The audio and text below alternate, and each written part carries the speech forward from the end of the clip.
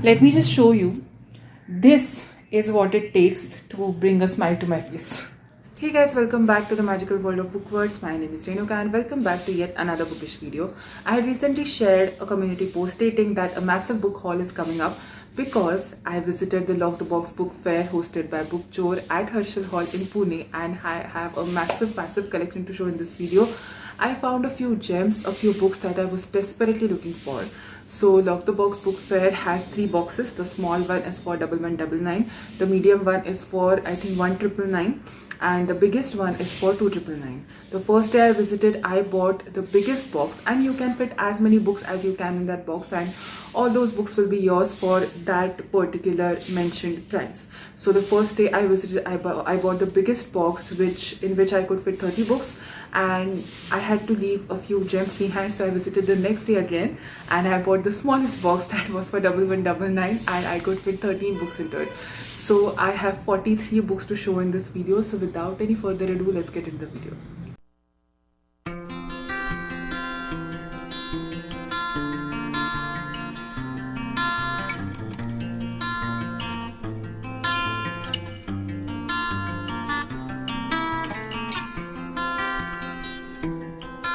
Before I begin with the haul, I would actually like to thank Bookchor for conducting such an amazing book fair. I had never seen such a massive and amazing collection. There were so many books, so many titles, so many bestsellers.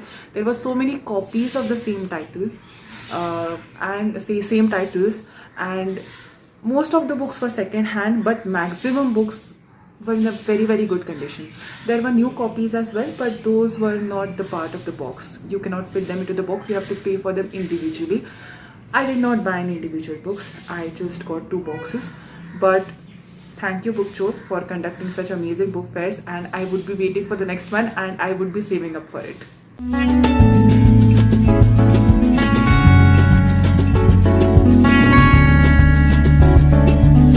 I have tried to categorize these books in various genres and categories while showing in the book haul, but there are so many books that some random titles will be coming up here and there. Apart from that, the books were well sorted in the book fair as well, but there too there were so many books that there were random titles in various bookshelves. You have to take out a lot of time and visit such kind of book fairs if you want to find your gems, and believe me, it is worth it. Apart from that, the staff of Bookstore is also very nice, very polite to their customers. They also take down your details so that they can update you about the next book fair. So now I'm relaxed and sorted. The next time Bookstore conducts or organizes a book fair in my city, I'll be updated. If there are classics on the list, they are bound to be talked about first, right? So let us start off with the classics. There are 4 classics on my list, and the first classic that I need to talk about is Jane Eyre by Charlotte Bronte. This is extremely popular, extremely talked about, and though I'm not a lot into classics, I'm thinking about getting into them. Apart from the books that I studied in my graduation and post-graduation days, of course, I'm thinking of getting into classics. This is the story of Jane Eyre, her life story, the ups and downs, the struggles that she faced in her life, and her seeming love story with Mr. Rochester. That's all I know about this book. Let us see, I'll come to know when I start reading it. Apart from that, the quality of this book is insanely good. I don't think I would be able to show it on camera. This is not almost new. This is a new copy. It might be second hand, but it is untouched. So I'm extremely proud of myself for finding this, and I'm extremely happy with this. The next classic is The Time Traveler's Wife by Audrey Niffenegger.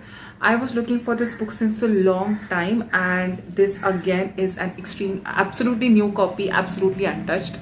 This is the story of Claire and Henry, their love story and the story of their marriage. But the twist here is that Henry keeps on traveling in time. So I have heard that this book has oscillating timelines that makes it a bit confusing. Apart from that, it is a classic, so it will be a bit difficult to read compared to the contemporary novels, but I'm in for it. I'm absolutely in for it. I'm extremely happy. The next classic is The Great Gatsby by F. Scott Fitzgerald. This is a story of J. Gatsby, who is in the pursuit of his long lost love Daisy, who is now married to another man. He loved Daisy in his youth, but they had to grow up, they had to move apart, they had to part ways, and now J. Gatsby is extremely rich and he wants his long lost love back. That is the plot that I know about. I'm yet to read this, and I'll find out once I do. The pages of this book are a bit yellow, but apart from that, there is no problem. And what I'm really happy about most of the books is that though there are some yellow pages, there might be a few markings here and there, but the pages are intact, the cover pages are intact, so the copies are not really tattered. They are fine and they will last me a long time. They will be there on my bookshelf in a safe place for a long time. The next classic is Wuthering Heights by Emily Bront. They say that this is one of the most difficult classics to read. Let's see. From what the blurb says, this is a story of Catherine and Heathcliff. They are in love with each other, but Catherine's brother Hindley despises Heathcliff, and Heathcliff decides to move away from Catherine. Though Catherine gets married to another man, she is still in love with Heathcliff, and I think that is the main plot of the novel, from what the blurb says. I'll come to know when I start reading it. I am quite scared of this book since they say that it is difficult, but someday or the other I will muster up the courage to read it. Apart from that, this book has a pretty looking but a tattered bookmark, and I am going to keep it and use it for this book. I think this is the beauty of second-hand books. This is someone else's nostalgia. This is a part of someone else's memories, and now it is in my hands. I don't know how to put it, but this feeling gives me really good vibes. If at all I make any sense, just try to grab what I'm saying. The next category is that of the books by one of my most favorite authors, that is Mr. Roald Dahl, and I have 7 books by him, which is an extremely precious addition to my bookshelf. Though he is considered as a children's author, I think that his books are meant to be read by adults. They're extremely enjoyable, extremely easy to get through, and apart from that, very, very thought-provoking. He most of the times he used to write fantasy or magical realism, and I love it. The first book is Going Solo. This is a memoir of Mr. Roald Dahl when he left England and traveled to Africa, and this is about his experiences and his adventures in Africa. I think that reading memoirs or autobiography, or even biography for that matter, of your favorite author connects you to that author even more, and that is a really special and a good feeling for a book lover and a reader. The next book is George's Marvelous Medicine. George, who is fed up by the nastiness of his grandmother, decides to brew a potion to cure that nastiness, and he brews a potion that leads to a lot of unexpected things. There seems to be magical realism and fantasy mingled together, and I think that this is a category that I really love and enjoy to read. The next book by Mr. Roald Dahl is Boy. The best part is that I don't know what this book is about, and the blurb says, I'm only 8 years old. I told myself no little boy has ever murdered anyone. It's not possible. And the blurb is really getting me excited. So I'm not going to Google about the plot in order to speak in front of the camera. I'm going to wait patiently till I complete the book that I'm currently reading, and then I'm going to pick this up, since this seems to be pretty exciting. The next book is Danny, the Champion of the World. This is a story of Danny and his father. For Danny, his father is his entire world. His father has looked after him since Danny was 4 months old, since when his mother passed away. And Danny suddenly comes to know a deep dark secret of his father that changes the life of both of them forever. Let's see what this book has in store for me. The next book is Switch Bitch. Now, this is not something that Mr. Roald Dahl would usually write about. This is not a children's novel. This is not a novel in the very first place. This is a collection of 4 short stories, and the basic topic of these 4 short stories is seduction.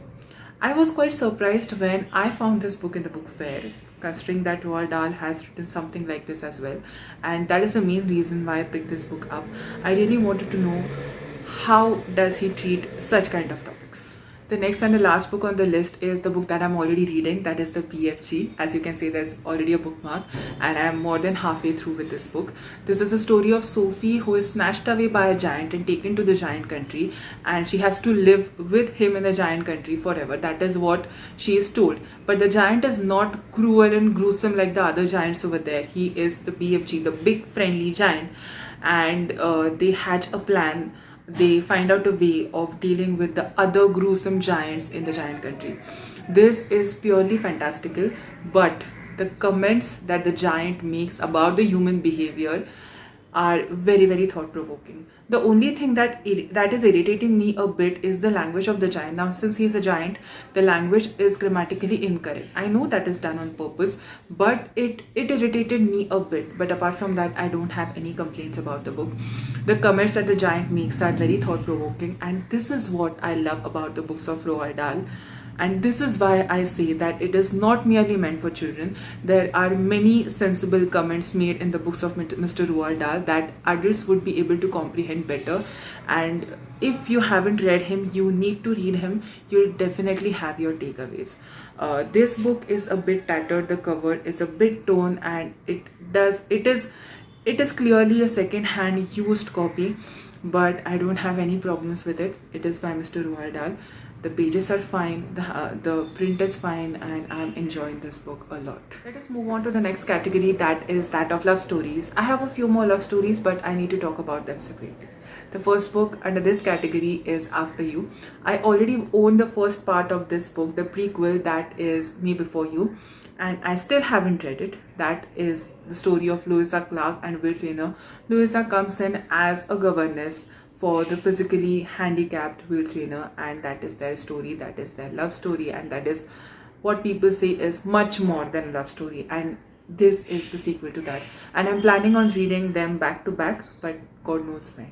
The next love story on the list is Love Story by Eric Segal. This is a story of Oliver and Jenny who fall in love with each other under the law of opposites attract, and the blurb says that this is a love story that will stay with the readers forever. This book is a bit special because it is a book recommendation from the movie. Rani Mukherjee recommends it to Hrithik Roshan in the movie Mujhse Dosti Karoge, and I have grown up watching that movie. And when I spotted this title on the bookshelf in the book fair, I immediately picked it up, and let us see how this turns out to be. Next, I have a duology by Dushar Datta, that is The Boy Who Loved and The Boy with a Broken Heart. The only blunder that I committed is that I picked up two copies of the same book, considering this as a prequel and this as a sequel, God knows why. But since I desperately wanted to read the first part as well, I purchased the first part, that is The Boy Who Loved, from Amazon right away, and I'm not guilty of doing it. This is the story of Raghu, who is guilty of having let his best friend drown in the swimming pool, and he's practically punishing himself by isolating himself from the entire world. But when he meets Brahmi, he's drawn to her, and the future discloses his worst fears to him. That is what the blurb says. Let us see when I'm going to read it, but I'm very happy that I have both the parts now and I can read them whenever I want to. Let us move on to the next category, that is children's classics, and the first book is Heidi by Joanna Spyri. This is a story of Heidi, who at the age of 5 moves in to live with her grandfather, who seems to be a bit scary initially, but she forms a very beautiful relationship with him.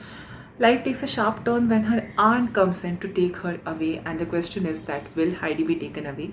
Will she be able to see her grandfather again? Will she be able to return the village again? That is what I need to find out by reading this book. The next classic is a classic in the true sense of the words, and if you don't know who Mowgli is, there's a great problem, my friend, and that needs to be dealt with ASAP. The Jungle Book by Rudyard Kipling, adapted into multiple movies and TV series. I always have a blast watching the movie The Jungle Book, and I was desperate for buying this. I finally have, and I think you can make out from my face how excited I am to read it. The next two books are by Lewis Carroll, that is Alice in Wonderland and Alice Through the Looking Glass. Rarely is there anyone who does not know both of these books. These are the adventures of Alice in Wonderland and Through the Looking Glass, as the title suggests. Alice steps into a land of fantasy that is totally unexpected, totally unbelievable, and has a blast with the fantastical creatures over there. That's precisely the plot of both of these books. I have watched this movie, but I'm yet to read this, and I don't know what kind of adventures will Alice have in this one. Let's see. Continuing with the category of children's classics, how can I miss out upon an author who has exclusively written for children and such enjoyable books? I have 7 books by Enid Blyton.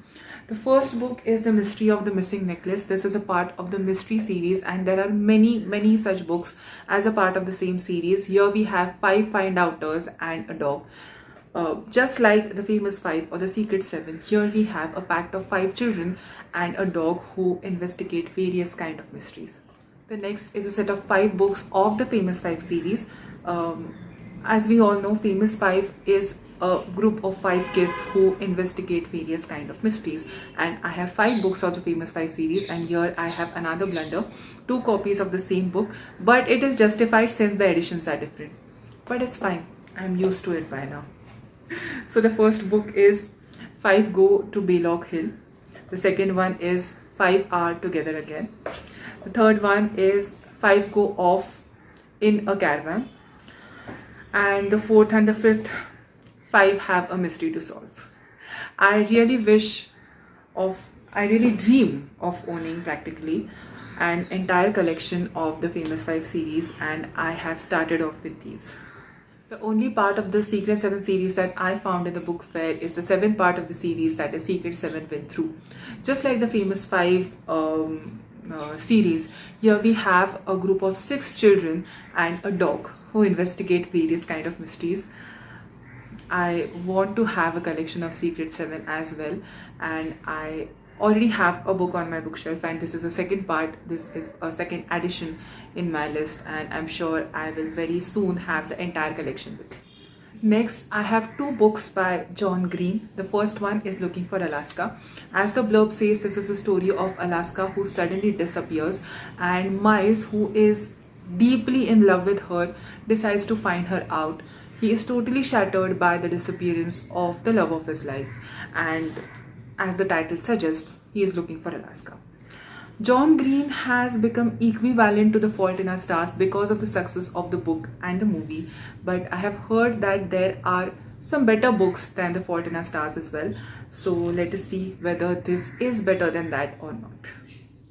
The next book by John Green on the list is Paper Towns. Quentin is desperately in love with Margot, and Margot decides to take him with her on a road trip of revenge. From what the blurb says, events take a sharp, unexpected turn, and what happens next is what I need to find out. The next category is non-fiction, and for that I have 2 books. The first book is A Short History of Nearly Everything by Bill Bryson. There were so many copies of this book on so many bookshelves in that book fair, and there were so many books by Bill Bryson, but I was looking for this one since a long time. As the title suggests, this book gives you information about nearly everything: the universe, the Big Bang Theory, the birth of our planet Earth, the evolution of man, and much more. I don't think that this is a book that you can read continuously or you can read in a few sittings. I think this book is meant to be read chapter by chapter, adding in to your knowledge. The next non-fiction book on the list is A Brief History of Time by Stephen Hawking. Again, I was desperately wanting to buy this book since a long time, and I finally have bought it. This, as the title suggests, from Big Bang to the Black Holes, gives you information about a lot of things. I would like to read out the names of a few chapters. Our picture of the universe, the expanding universe, black holes, the arrow of time, the unification of physics. So you have a lot of knowledge over here, clearly. I just realized that I have missed out upon the most important and my most favorite classic, that is A Christmas Carol by Charles Dickens. I had listened to this on Storytel, and since then I have been wanting to buy it. This is a story of Mr. Scrooge, a very grumpy, lonely sort of a gentleman who is approached by the ghost of his business partner Marley, and the ghost of Marley throws a light on his past and the good events, the bad events, and he educates Mr. Scrooge about the way of living a happy life. This classic is actually enlightening. It is very short, very enlightening, very enjoyable, and I had loved listening to it. That is why I desperately wanted to buy it, and I finally have it. The next title is a miscellaneous one, but it is a title that I was eyeing since a long time.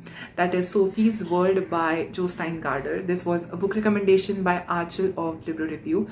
This is a story of Sophie, through whose curiosity we get a lot of information and a lot of knowledge about a lot of philosophies like Socrates, Athens, Plato, and much more. Again, this is too much knowledge and this is going to be heavy on the brain. So I have planned on reading it chapter by chapter, 1 or 2 or 3 pages at a time. This is definitely a kind of book I anticipate with which I need to take my time, but I'm sure that it is going to be worth it. The next category is that of hardcovers, and finding hardcovers of this quality at a book fair.